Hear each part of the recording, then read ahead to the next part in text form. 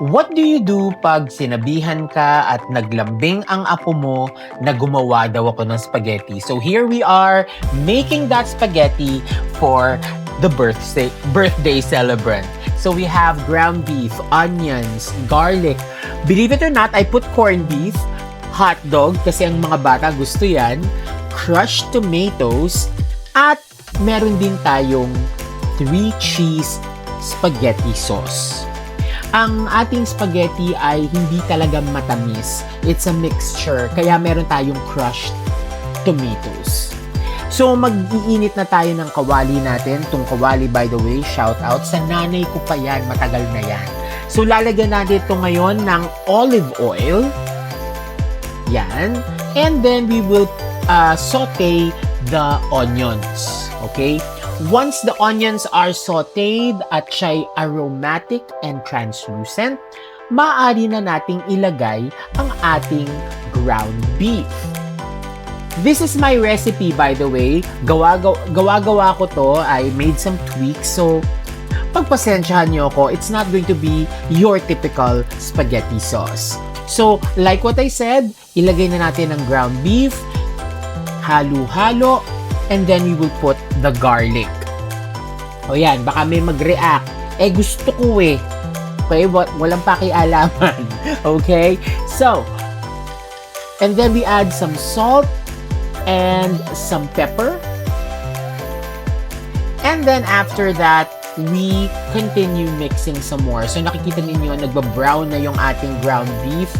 Yan, hinihintay natin na maluto ang ating ground beef. Ano ba yun? Ground beef. Yan. And then we will add the herbe de Provence na mixture of herbs. Dahil gusto ko yung pagka mix ng herbs niya, yung taste, very Mediterranean, very French. I love it.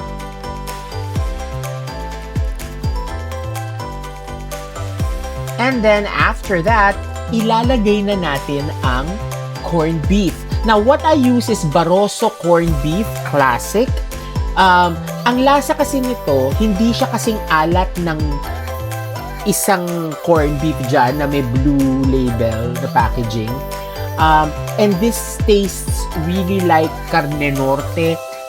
It's very similar to what my mom used to make when I was younger. So, nung natikman ko siya, ito na ang ginagamit ko. Malalaki din ang hibla ng mga karne ng corned beef na to. May mga lipid pa minsan.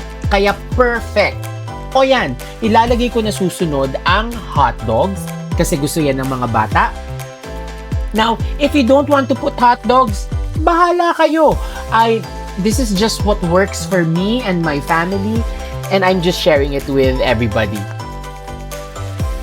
This time, I'm going to put the crushed tomatoes. Okay? Ilalagay natin. If you want to put fresh, by the way, you can put fresh. But me, I preferred crushed tomatoes. Kahit na paano, meron na siyang strong na lasa. Hahalu-haluin lang po natin yan. And then after that, we will also have a taste. It's important for you to periodically taste your food. Ayan, lalagyan ko siya ng herbe de Provence. At yan ay masarap. After that, I will taste it also. Lalagyan natin ng salt and pepper and whatnot. Okay? So, ayan. So, leave it there hanggang sa mag-boil-boil siya. Ayan, kumuha na ako ng kutsara. Gusto kong malaman kung meron pa bang kulang. Ano ba ang kulang?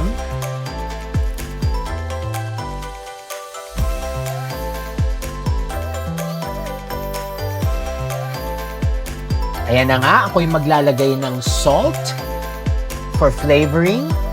And kung may salt, lalagyan ko din yan ng pepper. Okay? Again, pepper naman, pepper is an acquired taste. It depends whether your family likes pepper, if they like it a little spicy. It's not that spicy naman, so nilagyan ko ng pepper. And then, I continue to mix it up. Next, I'm going to add our 3 cheese, I'm sorry about that, 3 cheese pasta sauce. Ilalagay na natin yan. Now, ito namang pasta sauce na to, timplado na to, meron ng lasa. Pero, I will still continue checking it for the taste kasi hinalo natin sa ating ginawa earlier with the crushed tomatoes. So, i-check natin kung meron pa pang kulang, ano pa ba ang kulang. Nung tinikman ko to, medyo maasim-asim pa, baka hindi magustuhan ng mga bata. So, I'm going to add a little sugar. Ito na nga yun. Just a little sugar. Hindi yan madami ha, yung nilagay ko, konti lang yan kasi madami yung ginawa ko. So that pag kinain ng mga bata later on, it would still be okay. The good thing about my family is, yung mga bata, lalo na yung apo ko, he likes the Italian taste, so he doesn't like it that sweet. But at the same time, he doesn't like it that sour. So we have to find a go in between. Next, I'm going to add in our oregano and basil. Yan. Kasi gusto nga natin yung Italian tasting na madaming herbs and spices. Kaya nagiging mas masarap ang ating spaghetti sauce. Halo-halo lang. And then you're going to simmer it also as you're going through cooking. Yan. If you're going to look at that, nagsisimmer na ang ating spaghetti sauce. At yan na nga, luto ng ating spaghetti sauce. And then you make the pasta according to how it's instructed in the packet. Make sure it's al dente and firm. And then after that, you mix it together and there you go, our spaghetti.